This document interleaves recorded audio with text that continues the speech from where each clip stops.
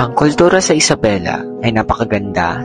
May papamalas nito kung gaano kagaling at kahusay ang mga Isabelenyos.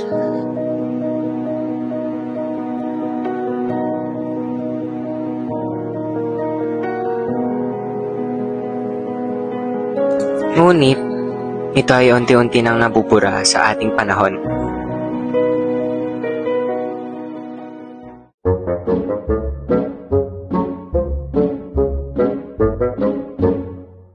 Hanggang sa umusbong ang teknolohiya at ito ay nagdulot ng mabuti at masama. Maraming mga estudyante ang gumagamit at inaabuso ito na kung saan ay ginagamit nila ito sa pandaraya tulad na lamang ng paggamit ng artificial intelligence.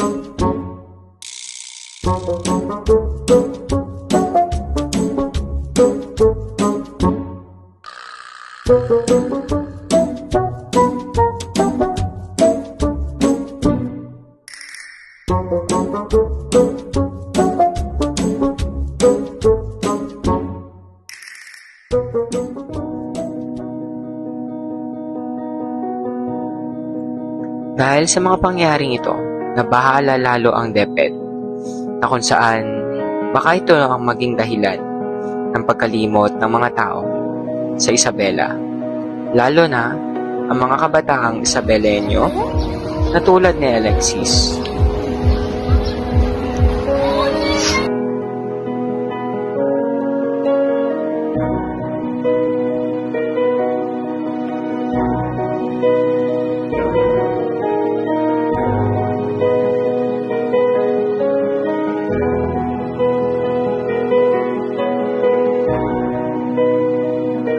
Kaya naman, naglunsad sila ng isang kaganapan, ang Festival of Talents 2025, na kung saan layunin nito ay buhayin ang kultura dito sa Isabela. Dito, nahikayat si Alexis na sumali at dahil na rin sa pagpupursige ng kanyang coach, tuluyang nakalimutan ni Alexis ang paggamit ng teknolohiya. Ang kultura ay napakahalagang alagaan at mahalin, kaya naman sa mundong ito, ay dapat lalo nating hikayatin ng mga kabataan na mahalin ang sarili nating kultura.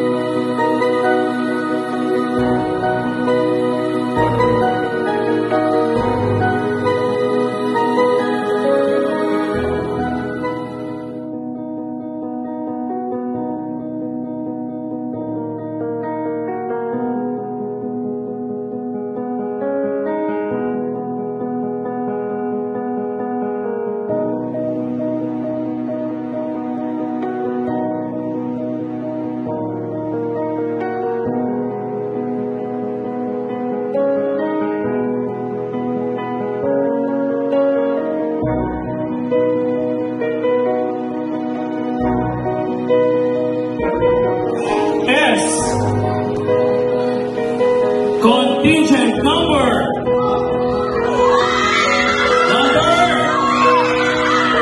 Contingent number 2.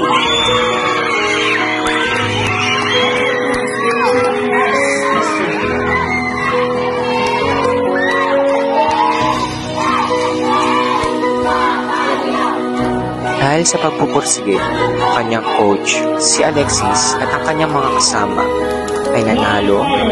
Ito ang patunay na sa pagpupursige ay makakamit mo ang inahasang at hinihiling mo sa buhay.